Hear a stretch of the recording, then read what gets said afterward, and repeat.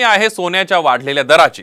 गुढीपाडवा आणि लग्नसराईच्या तोंडावर सोन्याच्या दराने आतापर्यंतचा उच्चांक गाठलेला आहे। सोन्याचे दर तब्बल 73,000वर पोहोचले, त्यामुळे सोनं आता सर्वसामान्यांच्या आवाक्या बाहेर गेल्याचं दिसतंय। तर सोन्यासोबत चांदीच्या दरांमध्ये सुद्धा वाढ झाली आहे। चांदी तब्बल 81,500वर पोहोचलेली आहे। बघूया त्याबद्दलचा एक रिपोर्ट। सोन्याच्या दराने गाठला उच्चांक। सोनं सर्वसामान्यांच्या आवाक्या बाहेर। लग्नसराईत बजेट कोलमडणार। सणासुदीला आणि लग्नसराईमध्ये सोन्याचे दागिने खरेदी करण्याची भारतीयांची परंपरा फार वर्षांपासूनची आहे। मात्र आता सोन्याचे दर एवढे वाढलेत की ते सर्वसामान्यांच्या बजेटच्या बाहेर गेले। सोन्याचे दर तब्बल 73,000वर पोहोचले। सोन्याच्या दराचा हा भारतातील उच्चांक आहे। गेल्या काही दिवसांपासून सोन्याचा भाव सातत्याने वाढताना दिसतोय।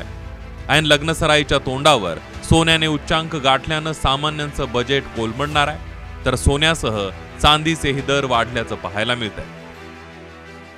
4 एप्रिलला सोन्याचे दर 70,000 रुपये होते, 5 एप्रिलला 70,200 रुपये, 6 एप्रिलला 71,100 रुपये होते। यामध्ये 3% जीएसटी सह सोन्याचा दर 73,233 रुपयांवर पोहोचला।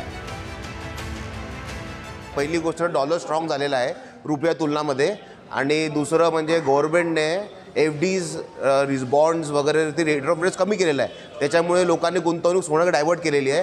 आणि तिसरं मेन कारण म्हणजे अमेरिकेमध्ये आणि भारतामध्ये इलेक्शन चालू आहे। आणि तिसरं मेन ग्लोबल जे चायना ग्लोबल पॉवर आहे त्यांनी सोन्यामध्ये जास्त इन्व्हेस्टमेंट वाढवलेली आहे। सोन्याच्या दरांमध्ये सातत्याने वाढ का होतेय त्यावर एक नजर टाकूया। आंतरराष्ट्रीय स्तरावर होणारे बदल। आंतरराष्ट्रीय बाजारातील गुंतवणूकदारांनी सोन्यामध्ये गुंतवणूक वाढवली आहे। लंडन बुलियन मार्केटने सोन्याच्या किमतींमध्ये वाढ केली आहे। रुपयापेक्षा डॉलरची किंमत वाढली। आयात शुल्क आणि त्यासोबतच युद्धजन्य परिस्थिती। भारतात सोन्याला मोठी मागणी आहे। तब्बल 800 टन सोनं दरवर्षी भारतात आयात होतं। भारतात लग्नसराई आणि सणासुदीमध्ये मोठ्या प्रमाणावर सोन्याच्या दागिन्यांची खरेदी होत असते। ऐन लग्नांच्या हंगामामध्ये सोन्याच्या दरांचा भडका उडालाय।